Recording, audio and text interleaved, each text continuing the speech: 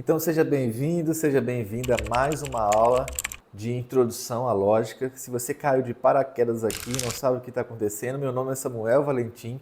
Esse meu canal aqui eu estou falando sobre lógica. Se você quiser conhecer mais sobre lógica, eu fiz uma playlist chamada Introdução à Lógica, que vai ter um curso completo, gratuito, baseado nesta obra aqui de Irving Kopp, Introdução à Lógica. Se você não tem esse livro, você pode adquirir por um link que eu vou deixar aqui na descrição, e aí adquirindo por esse link você vai estar contribuindo para o canal, mas você pode adquirir esse livro de qualquer outro modo, inclusive há o PDF desse livro disponível na internet aí que você encontra também facilmente. Então, para você situar onde nós estamos neste exato momento nesse curso, vamos ver. Nós estamos aqui no livro de Irving Kopp, ou Irving Kopp, na primeira parte, que é dedicada à linguagem. Estamos no capítulo 1, Introdução. Já vimos seção 1, 2, 3 e 4, e agora vamos entrar na última seção do capítulo, Verdade e Validade. O que a gente precisa entender? A gente já viu que um argumento válido ele fornece informações nas suas premissas que são provas da conclusão. O que significa que, num argumento válido, é impossível que uma conclusão seja falsa com as premissas todas verdadeiras. Em outras palavras, num argumento válido, as premissas sendo verdadeiras, necessariamente a conclusão também o será. Caso contrário, nós teremos um argumento inválido. Basicamente, essa é a definição que nós temos. Então aqui eu coloquei para a gente ver a definição. Um argumento válido é aquele em que, se as premissas forem verdadeiras, então a conclusão necessariamente será verdadeira. Ou seja, a estrutura lógica do argumento garante que não há como as premissas serem verdadeiras e a conclusão falsa ao mesmo tempo. Olha que interessante, então a gente tem essa definição que é super importante para o conceito, para a lógica que a gente está estudando, o conceito de argumento válido. Mas mais do que isso, a gente tem uma seguinte situação. Se você tem um argumento válido, algumas vezes acontece de que nesse argumento válido, uma dessas premissas pode não ser verdadeira. E em uma dessas premissas podendo não ser verdadeira, a conclusão também pode não ser verdadeira. Então, o que acontece é que quando a gente tem um argumento válido, onde todas as premissas são verdadeiras, nós chamamos isso de argumento sólido. E um argumento sólido, onde tem todas as premissas verdadeiras, a conclusão necessariamente será verdadeira. E isso nós chamamos de argumento correto.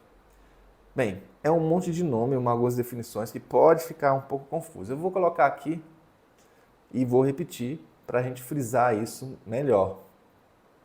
Então nós temos, cadê? Então nós temos aqui, um argumento sólido é aquele que é válido, ou seja, ele tem que ser válido e tem premissas verdadeiras. Ou seja, além da estrutura ser válida, os fatos que compõem essas premissas também são verdadeiros na realidade.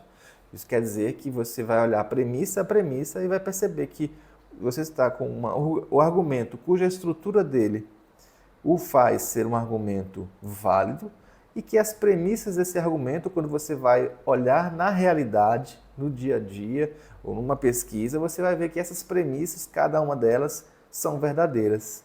E isso constitui um argumento sólido. Quando esse argumento é sólido, e é válido, você tem que a conclusão necessariamente é verdadeira. E aí nós chamamos de argumento correto. É isso que quer dizer a definição.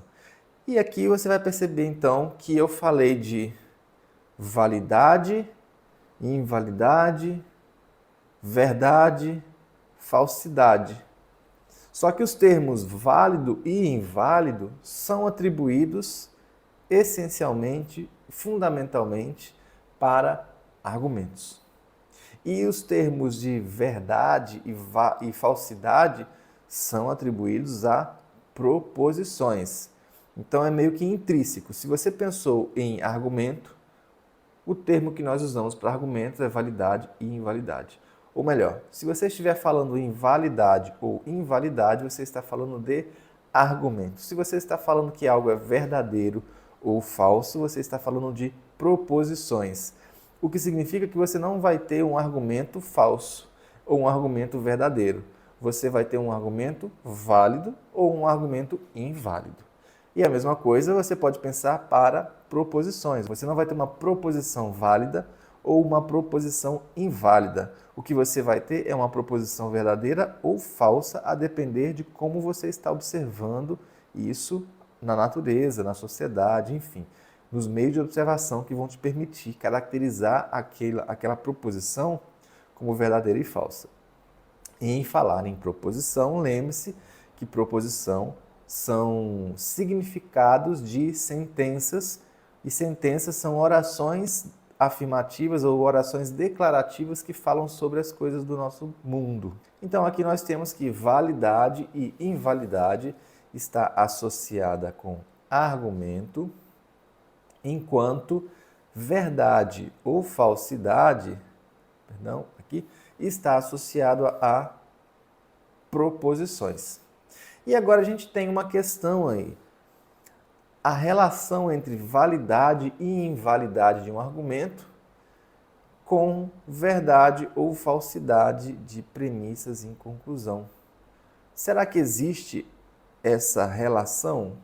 E a gente vai ver que não é uma questão muito simples de dissociar as duas coisas ou de mesclar essas duas coisas. Ou seja, a verdade de uma proposição não diz nada a respeito da validade de um argumento. E a validade de um argumento não diz respeito à falsidade e à verdade de uma proposição. Mas a gente tem algumas questões aqui bastante interessantes a se avaliar. Eu vou colocar aqui uma série de exemplos, que são exemplos dados pelo próprio Kopp, mas que vão ilustrar essa relação entre argumento, válido ou inválido, proposições verdadeiras ou falsas. Então, o primeiro caso é de um argumento válido, onde todas as premissas são verdadeiras. Então, por exemplo, nós temos aqui todas as baleias são mamíferos, é uma proposição verdadeira dentro de um argumento válido. Todos os mamíferos têm pulmões, é uma premissa verdadeira dentro de um argumento válido e, portanto, todas as baleias têm pulmões, é uma conclusão cuja proposição que está aí, que é todas as baleias têm pulmões, é verdadeira, que está dentro de um argumento que é válido. Mas vamos ao próximo exemplo. Nós temos esse exemplo aqui. Todas as aranhas têm 6 pernas. É falso. Uma proposição falsa. Todos os seres de 6 pernas têm asas. Também uma outra proposição igualmente falsa. Portanto, a conclusão, todas as aranhas têm asas. Conclusão com proposição igualmente falsa. No entanto, esse argumento é válido. Ou seja, já dá para perceber que o argumento ser válido tem a ver com a estrutura dele e não com a verdade ou falsidade das proposições que o compõem. Vamos para mais um exemplo. Argumento agora inválido, todas as proposições sendo verdadeiras. Por exemplo, se eu possuísse todo o ouro do Forte Quinó, seria muito rico. Eu não possuo todo o ouro de Forte Quinó. Portanto, não sou muito rico. Obviamente, aqui eu estou falando de mim mesmo. Aqui é um exemplo do Kopp, provavelmente ele falava de si próprio. Ele está fazendo uma hipótese que se ele possuísse todo o ouro, ele seria muito rico. Mas ele não possui todo esse ouro e, portanto, ele não é muito rico. Todas as afirmações aqui são verdadeiras. No entanto, esse argumento ele é inválido. Eu não vou entrar em detalhes aqui com relação a por que ele não é inválido, mas esse argumento aqui, ele é um argumento chamado de negação do antecedente, é uma falácia. A gente vai ver mais sobre isso em breve, mas aqui a estrutura dele é uma estrutura de falácia. Mas o que eu quero frisar aqui é novamente que as premissas sendo verdadeiras não garante que o argumento é válido. Aqui mesmo nós temos todas as premissas verdadeiras e o argumento, a estrutura do argumento é uma estrutura de argumento inválido. O próximo exemplo está aqui. Aqui nesse exemplo é um argumento inválido, onde você tem as premissas verdadeiras e a conclusão falsa. Então, se Rockefeller possuísse todo o ouro de Fort Knox, então Rockefeller seria muito rico. É uma hipótese que está se colocando aqui, ou na premissa, como sendo uma hipótese verdadeira. Rockefeller não possui todo o ouro de Fort Knox. Nós sabemos que é verdade também pela história. Essas duas proposições são verdadeiras. No entanto, Rockefeller não é muito rico. Aqui é falso. Rockefeller foi um magnata americano. Então a conclusão é falsa. Veja novamente que a verdade e a falsidade das premissas e da conclusão dentro de um argumento não garante que aquele argumento será válido ou inválido. Ou melhor, um argumento sendo válido ou inválido não diz nada a respeito das suas proposições componentes, que podem ser verdadeiras ou falsas. É preciso ficar claro, então, que existe uma dissociação entre a verdade e a falsidade das proposições que compõem o argumento, da validade e da invalidade que tem a ver com a estrutura desse argumento. Tendo em vista isso, a gente vai ter então que falsidade e verdade da conclusão não tem relação com a validade ou a invalidade de um argumento. Nós vimos vários exemplos aí onde a conclusão é falsa, no entanto o argumento é válido. Mas nós também vimos que a conclusão é verdadeira e o argumento é inválido. Então, saber se a conclusão é verdadeira ou falsa não diz nada a respeito sobre o argumento ser válido ou inválido. E o objeto de estudo, o que é de interesse para quem estuda lógica, não é saber se as premissas efetivamente são verdadeiras. Isso é um papel da ciência ou do cientista.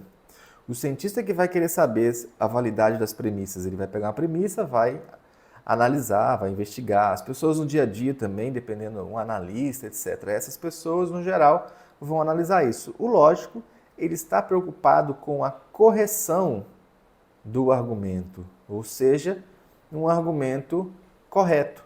O que significa isso? Que esse argumento precisa ter premissas verdadeiras, ser válido e conclusão verdadeira. Na verdade, o lógico vai se interessar pela correção dos argumentos, e se houver um argumento onde uma das premissas seja falsa, ele vai ter que buscar meios de tentar achar um argumento que faça com que essa premissa falsa não exista ou que se substitua essa premissa para que você consiga manter a correção do argumento. Então, o que a gente vai perceber aqui é que num raciocínio dedutivo, ou seja, pela lógica, pelo pensamento dedutivo, onde se aplica validade e invalidade de argumentos, não é possível estabelecer a verdade de uma conclusão se esse argumento não for sólido.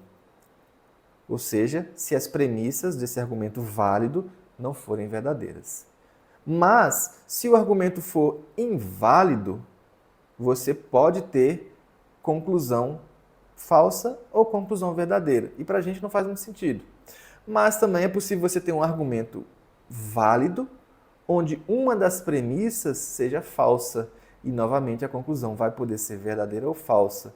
Então, para o lógico, interessa que a correção seja encontrada, ou seja, o argumento válido com premissas verdadeiras e conclusão verdadeira. Então, todo pensamento do lógico busca essa perspectiva de correção. O que acontece é que quando a gente está falando em argumento, premissas e conclusão, nós estamos falando de proposições, como eu já disse anteriormente, que proposição é um significado de sentenças, de orações declarativas que falam sobre algo. Eu poderia falar, por exemplo, aquele livro de capa dura possui bastante folhas para leitura. Mas eu poderia reformular essa declaração afirmativa e dizer, não, aquele livro possui a capa dura e possui várias páginas para eu degustar uma leitura.